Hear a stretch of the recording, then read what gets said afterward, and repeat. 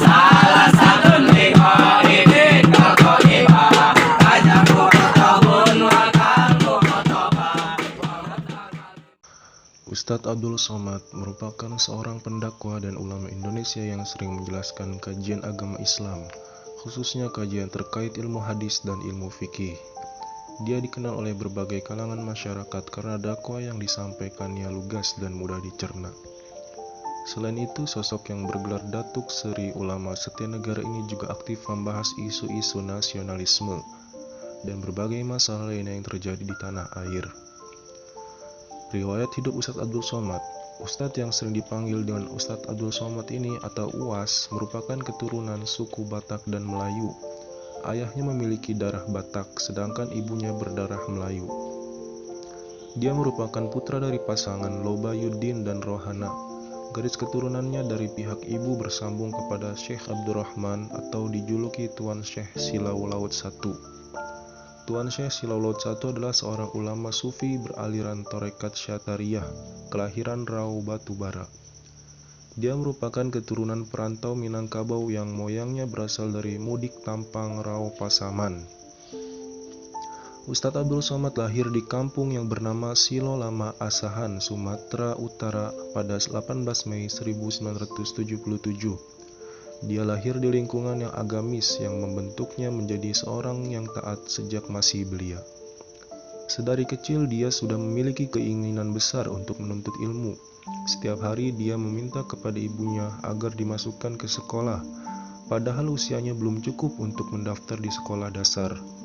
Saat itu cara paling mudah untuk menilai seorang anak sudah dapat masuk ke sekolah dasar adalah memegang telinga kanannya dengan tangan kirinya, kemudian melingkarkan tangannya itu di atas kepala. Dia mulai dapat menikmati kegiatan belajarnya di SD Al-Wasliyah. Saat itu dia memperoleh pelajaran-pelajaran dasar, namun pelajaran yang disukainya adalah materi agama. Sejak berada di bangku sekolah dasar inilah, Ustadz Abdul Somad juga dididik tahfiz Al-Quran. Minatnya menerima ilmu yang begitu tinggi. Menurut ibunya, dia juga sering mengumpulkan bungkus kue, bungkus obat nyamuk, dan kertas-kertas lain yang ada tulisannya. Khusus kertas yang ada tulisan Arabnya, dia sering berkata tidak boleh diinjak karena nantinya bisa berdosa.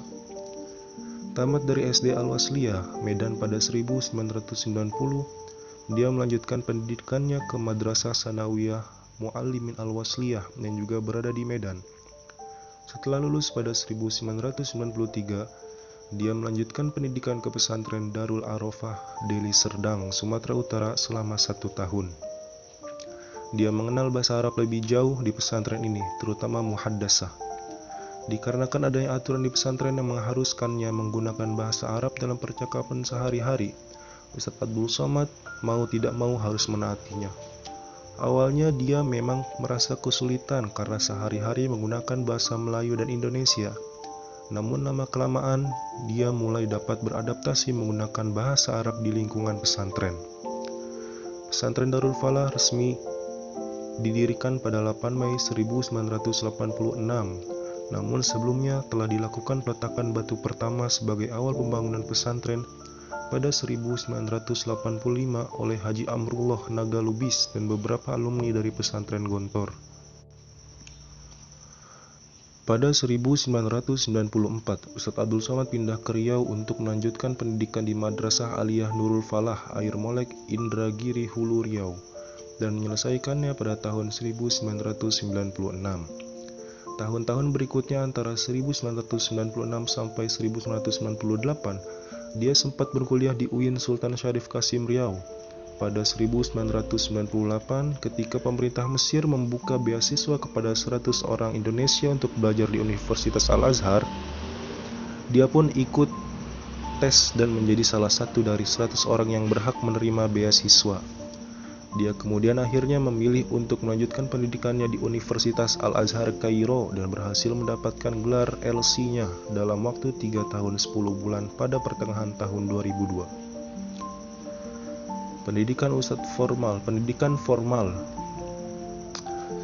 formal Ustadz Abdul Somad: SD Al-Wasliyah Medan, Madrasah Sanawiyah Muallimin Al-Wasliyah, Madrasah Aliyah Nurul Falah Air Molek Riau, S1 Universitas Al-Azhar Mesir, S2 Dar el Hadis Al-Hasaniyah Maroko, S3 Universitas Islam Omdurman Sudan, Profesor Tamu di Universitas Islam Sultan Syarif Ali Brunei Darussalam. Karya tulis Ustadz Abdul Somad. Disertasi yang ditulis oleh Ustadz Abdul Somad berjudul Kontribusi Syekh Hasyim Asy'ari dalam Penyebaran Hadis di Indonesia. Pembimbingnya adalah Profesor Dr. Syekh Omar Al-Ma'ruf Ali. Ustadz Abdul Somad memang sejak Juli 2019 tinggal di Khartoum, ibu kota Sudan, untuk melanjutkan pendidikan tinggi di Omdurman Islamic University. Namun dia telah terdaftar di universitas tersebut sejak November 2017. Ustadz Abdul Somad mengungkapkan jika dirinya memang tertarik menelaah ketokohan dan pemikiran ulama-ulama Nusantara. Salah satunya adalah sang pendiri Nahdlatul Ulama, yaitu Hadratus Syekh Kyai Haji Muhammad Hasyim Asy'ari Tebu Ireng. Dia meneliti legasi yang dihasilkan kakek Presiden keempat Republik Indonesia, yaitu Abdurrahman Wahid atau Gus Dur, dalam bidang hadis. Bidang keilmuan hadis dipilihnya karena itulah yang ditekuni sepanjang karirnya sebagai seorang akademisi. Buku-buku terjemahan yang ditulis oleh Ustadz Abdul Somad antara lain 5 Nasihat Perkawinan untuk Perempuan, 30 Orang Dijamin Masuk Surga, 15 Sebab Dicabutnya Berkah, Indahnya Seks Setelah Menikah, Beberapa Kekeliruan Memahami Pernikahan, 101 Kisah Orang-orang yang Dikabulkan Doanya, Perbuatan Maksiat Penyebab Kerusakan Rumah Tangga, Sejarah Agama Yahudi.